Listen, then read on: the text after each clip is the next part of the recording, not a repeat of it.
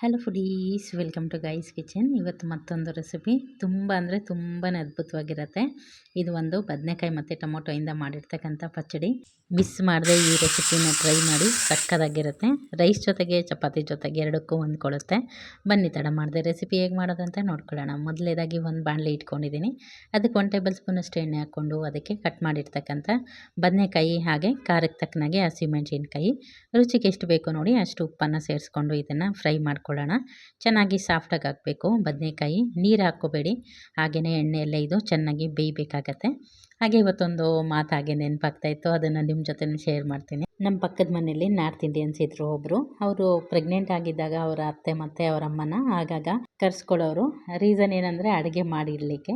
ನಾನು ಹೇಳ್ತಾ ಇದ್ದೆ, ಅವರು ಹೇಗೋ ಬ್ಯಾಂಕ್ ಎಂಪ್ಲಾಯಿ ಆಗಿದ್ದರು. ಹಾಗಾಗಿ ಅದರಲ್ಲೇನಿದೆ, ಅವ್ರು ಅಷ್ಟು ದೂರದಿಂದ ಯಾಕೆ ಬರಬೇಕು, ಇಲ್ಲಿನೇ ಸಿಗ್ತಾರಲ್ವ ಯಾರಾದರೂ ಅಡುಗೆ ಮಾಡೋರನ್ನ ಇಟ್ಕೋಬೋದಲ್ವಾ ಅಂತ ಅವ್ರು ಅದಕ್ಕೆ ಹೇಳ್ತಾಯಿದ್ರು. ನಾವು ತಿನ್ನೋ ಫುಡ್ಡು ಯಾವಾಗಲೂ ಪ್ರೀತಿಯಿಂದ ಮಾಡಬೇಕು. ಅದನ್ನು ಅಡುಗೆ ಮಾಡೋರು ಮಾಡೋದಿಲ್ಲ. ಅವ್ರಿಗೆ ಏನು ಬೇಕೋ ಅಷ್ಟೇ. ಅವ್ರ ಟೆನ್ಷನ್ನು, ಆಮೇಲೆ ಅವ್ರ ಮನೇಲಿ ಏನೆಲ್ಲ ಪದ್ಧತಿಗಳಿರ್ತಾವಲ್ಲ ಅದೆಲ್ಲ ತಲೆಯಲ್ಲಿ ಇಟ್ಕೊಂಡು ಮಾಡ್ತಾರೆ. ಆ ವೈಬ್ರೇಷನ್ ಎಲ್ಲ ಫುಡ್ಡಲ್ಲಿ ಬರುತ್ತೆ. ಅದನ್ನ ಇಂಟೇಕ್ ಮಾಡೋದ್ರಿಂದ ನಮ್ಮ ಭಾವನೆಗಳು ಹಾಗೆ ನಮ್ಮ ಮೈಂಡು ಹಾಗೆ ಮನಸ್ಸು ಅದ್ರ ಮೇಲೆ ಎಫೆಕ್ಟ್ ಬೀಳುತ್ತೆ ನಾರ್ಮಲ್ಲಾಗಾದ್ರೂ. ಈಗ ಪ್ರೆಗ್ನೆಂಟ್ ಬೇರೆ ಇರೋದ್ರಿಂದ ಅದೇ ಫೀಲಿಂಗ್ಸು ಅಂದರೆ ಅವ್ರು ಏನು ಫೀಲಿಂಗ್ಸ್ ಇಟ್ಕೊಂಡು ಅಡುಗೆ ಮಾಡಿರ್ತಾರೆ ಅದರ ಎಫೆಕ್ಟು ಮಗು ಮೇಲೆ ಬೀಳುತ್ತೆ ಅಂತ ಹೇಳೋರು. ನನಗೆ ಫಸ್ಟ್ ಟೈಮ್ ಕೇಳಿದಾಗ ಈ ಥರನೂ ಇರುತ್ತಾ ಅಂತ ಅನ್ನಿಸ್ತಾ ಇತ್ತು. ಈ ಥರನೂ ಯೋಚನೆ ಮಾಡ್ಬೋದಾ ಅಂತ. ಬಟ್ ಆದರೆ 100% ಸತ್ಯ ಅದು. ನೋಡಿ, ಹಾಗೆ ರೆಸಿಪಿನೂ ನೋಡ್ತಾ ಇದನ್ನು ಕೇಳ್ತಾ ಮುಂದುವರ್ಸೋಣ. ಈಗ ಒಂದು ಟೊಮೊಟೊನ ಹಾಕ್ಕೊಂಡಿದ್ದೀನಿ. ಅದನ್ನು ಸಹ ಚೆನ್ನಾಗಿ ಸಾಫ್ಟ್ ಆಗೋ ತನಕ ಬೇಯಿಸ್ಕೋಬೇಕಾಗತ್ತೆ. ಇದಾದ ನಂತರ ಹೌದಾ ಈಗಲೂ ಇರ್ಬೋದಾ ಅಂತ ಹೇಳ್ಬಿಟ್ಟು ಅವಾಗಿಂದ ನನ್ನದು ಸ್ವಲ್ಪ ಭಾವನೆ ಚೇಂಜ್ ಮಾಡಿಕೊಂಡು ನೋಡೋಣ, ಫುಡ್ನ ಆ ರೀತಿ ಟ್ರೈ ಮಾಡಿ ನೋಡೋಣ ಅಂತ. ಖುಷಿಯಾಗಿರುವಾಗ ಮಾಡಿರೋ ಫುಡ್ ತಿಂದಾದಮೇಲೆ ಹೇಗಿರುತ್ತೆ ನಮ್ಮ ಮೈಂಡು ಬಾಡಿ ಅನ್ನೋದು ಅಬ್ಸರ್ವೇಷನ್ ಮೇಲೆ ನಿಮಗೂ ಗೊತ್ತಾಗತ್ತೆ. ಅದು 100% ನಿಜ ಕೂಡ ಹೌದು. ಯಾರಾದರೂ ಇವಾಗ ನೋಡಿ, ನಮ್ಗೆ ಗೊತ್ತಿರೋರು ಇರ್ಬೋದು ಅಥವಾ ನಮ್ಮ ಕಸಿನ್ಸ್ ಇರ್ಬೋದು, ಯಾರಾದರೂ ಆಗಿರಲಿ, ಒಂದು ಮಾತು ನಮಗೆ ಬೇಡದೇ ಇರೋ ಮಾತು ಏನಾದರೂ ಒಂದು ಆಡಿದಾಗ ನಮಗೇನೆ ಅನಿಸುತ್ತೆ, ಅಯ್ಯೋ ಹಿಂಗೆ ಹೇಳ್ಬಿಟ್ರಲ್ಲ ಅಂತ. ನೋಡಿ, ಈಗ ಜೊತೆಗೆ ರೆಸಿಪಿನೂ ನೋಡ್ಕೊಳ್ಳೋಣ.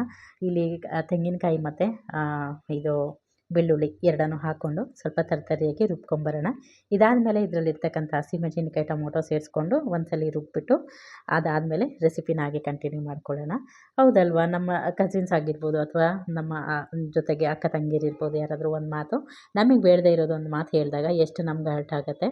ಅದರಲ್ಲಿ ನಮ್ಮ ಮಿಸ್ಟೇಕ್ ಇರುತ್ತೋ ಇರಲ್ವೋ ಅದು ಸೆಕೆಂಡ್ರಿ. ಬಟ್ ಅವ್ರು ಹೇಳಿರೋ ಮಾತು ತುಂಬ ಎಫೆಕ್ಟ್ ಆಗುತ್ತೆ. ಆಗಿರುವಾಗ ಮಾತೇ ಅಷ್ಟು ಎಫೆಕ್ಟ್ ಮಾಡುತ್ತೆ ಅನ್ನುವಾಗ ತಿನ್ನೋ ಫುಡ್ ಕೂಡ ತುಂಬಾ ಎಫೆಕ್ಟ್ ಮಾಡುತ್ತೆ. ಅದನ್ನು ನಾನು ಪರ್ಸ್ನಲ್ಲಾಗಿ ಎಕ್ಸ್ಪೀರಿಯೆನ್ಸ್ ಮಾಡಿ ಆದಮೇಲೆ ನಿಮ್ಮ ಜೊತೆನೂ ಶೇರ್ ಮಾಡ್ತಾಯಿದ್ದೀನಿ.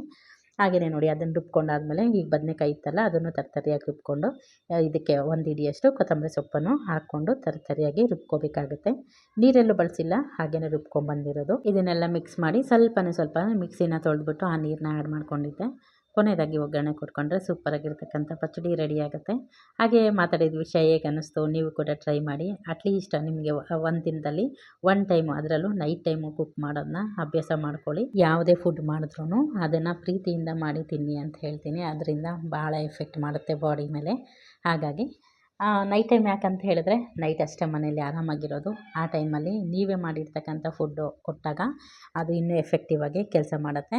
ನಾವು ಮಾಡೋ ಪ್ರಾಡಕ್ಟ್ಸು ಅಷ್ಟೇ, ನಾನು ಎಲ್ರಿಗೂ ಹೆಲ್ತ್ ಚೆನ್ನಾಗಿಟ್ಟಿರಪ್ಪ ಅಂತಲೇ ಮಾಡ್ತೀನಿ. ನಮ್ಮ ಪ್ರಾಡಕ್ಟ್ಸ್ಗೋಸ್ಕರ ಇಲ್ಲಿ ಪ್ರಮೋಷನ್ ಮಾಡ್ತಿದ್ದೀನಿ ಅಂತ ತಿಳ್ಕೊಬೇಡಿ. ಮಾತು ಬಂತಲ್ಲ ಅದಕ್ಕಾಗಿ ಹೇಳ್ತಾ ಇದ್ದೀನಿ. ಭಾಳ ಒಳ್ಳೆ ವಿಷಯ ಕಣ್ರಿ ಇದು. ನೀವು ಕೂಡ ರೂಢಿಸ್ಕೊಳ್ಳಿ ಅಂತ ಹೇಳ್ತೀನಿ. ಇದನ್ನು ಒಮ್ಮೆ ಟ್ರೈ ಮಾಡಿ ಆದಮೇಲೆ ನೀವೇ ಒಂದ್ಸಲಿ ಕಮೆಂಟಲ್ಲಿ ತಿಳಿಸಿ.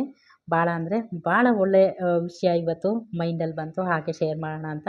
ನಾನು ಫುಡ್ಡು ವೀಡಿಯೋಸ್ ಮಾಡೋದ್ರಿಂದ ಇದರ ಜೊತೆಗೇ ಮಾತಾಡಬೇಕಾಗತ್ತೆ ಅಥವಾ ಇದಕ್ಕೆ ಅಂತ ಸಪ್ರೇಟಾಗಿ ವಿಡಿಯೋ ಮಾಡಿದ್ರೆ ಮಾಡ್ಬೋದು.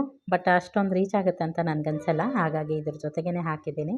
ಹೇಗೆ ಅನಿಸ್ತು ಟಾಪಿಕ್ಕು? ಚೆನ್ನಾಗಿತ್ತಂದರೆ ಖಂಡಿತ ಕಮೆಂಟಲ್ಲಿ ತಿಳಿಸಿ. ಯಾರಿಗಾದರೂ ಉಪಯೋಗ ಆಗುತ್ತಂದರೆ ಖಂಡಿತ ಅವ್ರಿಗೂ ಶೇರ್ ಮಾಡಿ ಅಂತ ಹೇಳ್ತಾ ಸಿಗೋಣ ನೆಕ್ಸ್ಟ್ ಒಂದು ಒಳ್ಳೆ ವಿಡಿಯೋದೊಂದಿಗೆ. Thank you.